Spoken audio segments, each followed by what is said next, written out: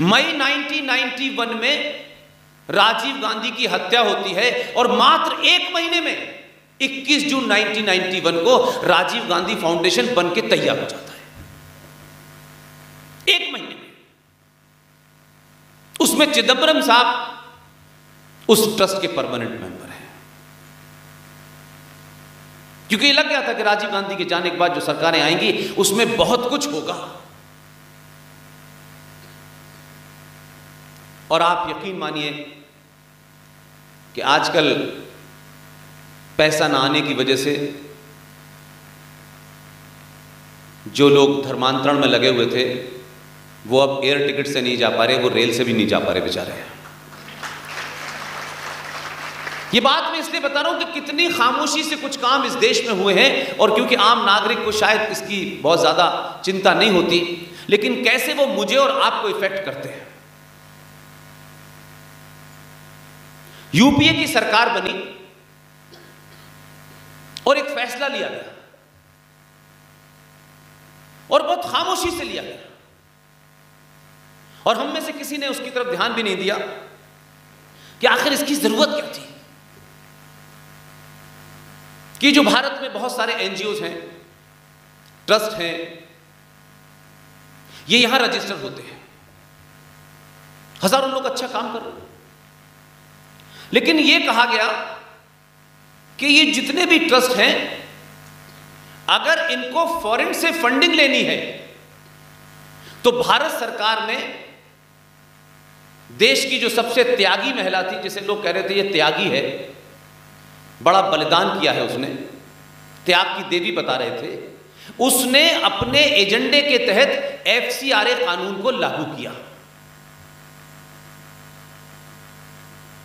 Foreign currency regulation act. और यह कहा कि जो विदेश से फंड आएगा, जो भी एनजीओ है,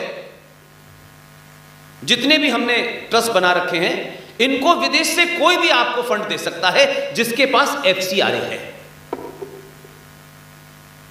राजीव गांधी फाउंडेशन ट्रस्ट को भी एफसीआरए मिला हुआ है। हजारों ऐसी एनजीओ हैं जिनको एफसीआरए मिला हुआ था। उससे पहले जो नियम था वो ये था कि आपकी चाहे ट्रस्ट हो, चाहे आपकी एनजीओ हो, आपको जो पैसा दे रहा है वो आपके बैंक में भेज सकता है। आप अच्छा काम कर रहे हैं, आपके बैंक का अकाउंट चेक होता है, उसका आप इनकम टैक्स भरते हैं, ये सोर्स बताते हैं, ये पैसा चेक से आया है तो कहां से आया है, ये पैसा कैश में आया है तो कहां से आया है, जो रूटीन में होता है। लेकिन बाहर से कैसे फंड नंबर 2 का किन किन लोगों से जो डूबियस कैरेक्टर हैं उनसे लिया जाए, उसके लिए एफसीआरए बनाया, और उसके माध्यम से इस देश में हजारों एनजीओ बन गई। उनके एनजीओ में बाहर से सीधा फंड आता है और वो उसमें उनको जवाब नहीं देना होता, ये नहीं बताना होता कि वहां से अमेरिका से किस फोर्ड फाउंडेशन के माध्यम से भेजा गया है, किसी जिहादी ग्रुप ने भिजवाया है, इंडोनेशिया से आ रहा है, सऊदी अरब, वो ये नहीं बताने की जरूरत होती। अगर एफसीआरए है तो बस सब ठीक है। तो ये तमाम सारी चीजें पकड़ में ना आए, इसलिए एफसीआरए बना, इसलिए हर जगह फंडिंग हो रही है। भारत में लोकतंत्र मजबूत करने के लिए फंडिंग हो रही है। तो अभी अभी जो समस्या है, जो परेशानी है, जो दर्द है, जिसका जिक्र सिंह साहब कर रहे थे, उसमें यह एक बहुत बड़ा फैक्टर है कि 712 से लेकर के आज तक अगर आप देखें, वो पहली बार भारत में जो सरकार बनी है, उस सरकार के मुखिया ने जो काम किया है, वो पहली बार राष्ट्र बचाने का किया है। वो सरकार बचाने में नहीं लगा, सरकार बनना बिगड़ना उसके गणित गुणा भाग अपनी जगह है, उसका एक अलग ग्रामर है, वो भी होते रहना चाहिए। जब तक आप सरकार में नहीं होंगे तो आप कुछ बड़ा कर नहीं सकते। तो एक को जिम्मा दिया हुआ है सरकार तुम चुनाव जीतो, और दूसरे ने जिम्मा लिया हुआ है कि जितने भी इस देश में राष्ट्र विरोधी काम हुए हैं, जो इस राष्ट्र को कमजोर कर रहे हैं, जो इसकी हजारों साल पुरानी परंपरा को मार रहे हैं, वो लगातार एक एक करके उनको सही करने में लगा है।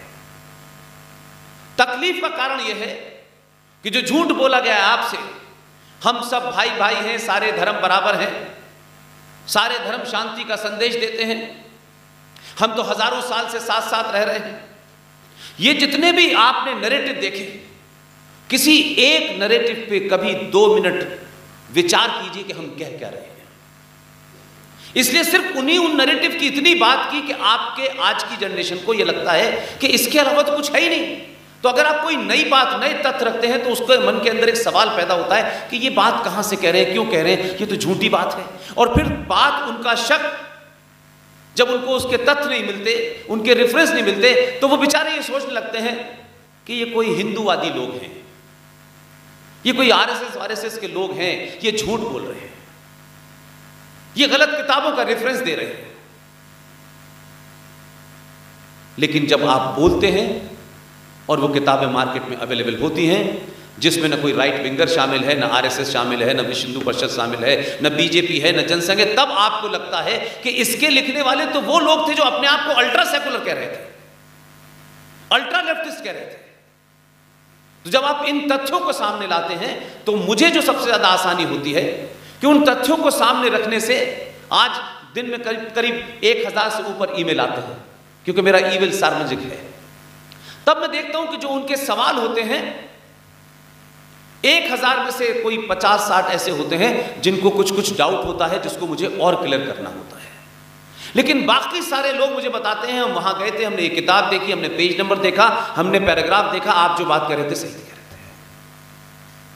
तो भारत के संविधान में 1950 में जब ये बन रहा था, जब ये सब कुछ इसमें धाराएं वाराएं हो गई, तो BR अंबेडकर साहब ने, और आप तो भाग्यशाली लोग हैं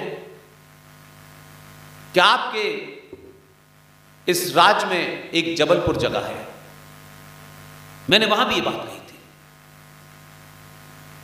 उसमें जो शामिल थे, उनकी मृत्यु 2007 में हुई है। उनके बेटे मौजूद हैं, पूरा परिवार है, सारी रिकॉर्डिंग्स हैं उनके पास, तो आप उनसे भी मिल सकते हैं, देख सकते हैं। BR अंबेडकर ने डॉक्टर राजेंद्र प्रसाद से कहा कि जो हमने संविधान बनाया है, इसमें ये धारा है, ये धारा है, तमाम टेक्निकल चीजें हैं, तो क्या ये संविधान 1947 से सिर्फ भारत पैदा हुआ है?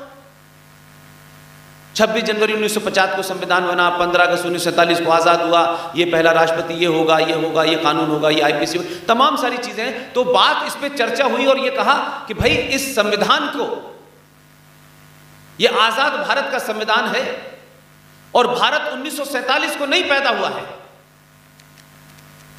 इसकी हजारों साल पुरानी अपनी संस्कृति है, इसकी परंपराएं हैं, इसके आदर्श हैं, इसकी आस्थाएं हैं। तो उस वक्त भी ऐसे लोग थे, ऐसा नहीं था कि उस वक्त सारे लोग चाटुकार थे, बहुत लोग थे, लेकिन इतिहासकारों ने और राजनीतिक लोगों ने कभी उनको बड़ा होने नहीं दिया और जो बौने थे उनको बड़ा कर दिया। BR अंबेडकर ने बाकायदा डॉक्टर राजेंद्र प्रसाद से बात की, क्योंकि वो संविधान सभा के अध्यक्ष थे, और ये कहा कि हम इस संविधान के अंदर हजारों साल पुरानी संस्कृति और हमारी परंपराओं की हम कुछ तस्वीरों को अगर इसमें ऐड कर दें, जिससे जब भी कोई इसको देखे तो 47 से भारत है, उसे यह लगे कि 47 से नहीं है, यह हजारों साल से है। उसमें डॉक्टर राजेंद्र प्रसाद ने कहा इट्स ए वंडरफुल आइडिया, क्योंकि वन पिक्चर स्पीक 1000 वर्ड्स, ये उनके शब्द हैं। और उसके बाद निर्णय हुआ कि संविधान में हम किस तरीके से उन चित्रों को शामिल करें जिसमें सब कुछ आ जाए। नंदलाल बोस शांति निकेतन में, आप जानते हैं एक बहुत बड़ा इंस्टीट्यूशन है, उनको बुलाया गया, बहुत बड़े आर्टिस्ट थे, और उनके नेतृत्व में 10-12 आर्टिस्ट थे, जिसमें जबलपुर के भी एक साहब थे जिनका नाम था राम मनोहर सिन्हा। और उन लोगों ने चित्र बनाए और फाइनली 22 चित्र उसमें से निकाले गए कि ये भारत के संविधान में ऐड कर दिए जाएं, जिससे जब भी कोई भारत के संविधान को देखे तो उसको पता चले कि भारत 1947 से पहले क्या था। लेकिन आप सोचिए कि यह सब तय हो गया, संविधान की जो पहली प्रति थी वो भी छप गई, उसमें ये 22 चित्र भी छप गए। लेकिन सोचिए कि जिस तरफ सिंह साहब आज इशारा कर रहे हैं कि आपकी व्यवस्था में, आपके सिस्टम और निजाम के अंदर राष्ट्र विरोधी ताकतें कितनी अंदर तक बैठी हुई हैं, उस निर्णय के बाद संविधान की उस ओरिजिनल कॉपी जो इस समय लोकसभा में रखी हुई है हीलियम गैस के अंदर, जिसका रेप्लिका सरकार ने 2 बार छापा है, उसकी कॉपी मेरे पास भी है, उसमें वो पूरे 22 चित्र हैं और उनका वर्णन है। ये 22 चित्र क्या दर्शाते हैं? इसलिए आज की पीढ़ी से के सामने एक छोटी सी बात रखना चाहता हूं कि आप लोग इंटरनेट सेवी हैं, आप लोग उसे देखते हैं।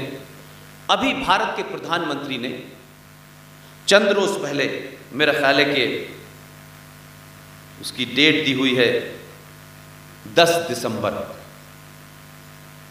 10 दिसंबर को भारत के वर्तमान प्रधानमंत्री ने दिल्ली में नए संसद भवन की नींव रखी है। आप सबने देखा होगा, लेकिन एक चीज जो चर्चा जिसकी नहीं हुई, उसकी चर्चा हमारे बुजुर्ग अपने बच्चों से करते। तो आज ये बच्चे जो आपके घर में आपके शत्रु का नैरेटिव चलाते हैं जाने अनजाने में, क्योंकि उनको सच नहीं पता। मुझे खुशी है कि उस प्रधानमंत्री ने नींव रखते वक्त जो स्टोन लगाया है, अगर आप एक बार ये सोचते कि इस स्टोन का महत्व क्या है, तब भी आपको ये लगता कि हमने जो पढ़ा है, हमारी जो पर्सनालिटी डेवलप हुई है, वो कितने झूठ पे हुई है। मैं तो ये मानता हूं कि जितना मैं पढ़ता हूं उतना ही मेरा इरादा मजबूत होता है, उतना ही मुझे अपने पास्ट पे गर्व होता है। ये तस्वीर आप सबने देखी होगी, ये 10 दिसंबर की तस्वीर है जब भारत का प्रधानमंत्री नए संसद भवन का शिलान्यास कर रहे हैं। अब इस तस्वीर में आपको कोई ऐसी चौंकाने वाली बात नहीं है जो आपको किसी ने बताई हो। ये तस्वीर भारत के संविधान का जो प्रियम्बल है, जिसे आप प्रियम्बल कहते हैं, ये उस प्रियम्बल की तस्वीर है। ये भारत का संविधान का प्रियम्बल है। उन्होंने इस प्रियम्बल को एज इट इज पत्थर पे उकेरा और उस पे लगा दिया है, ताकि आने वाली जनरेशन इस पत्थर के अंदर 4 कोनों में और इसके अंदर क्या छुपा है, जरा मैग्नीफाइंग ग्लास लगा के देखें तो पता चलेगा कि हम कौन थे।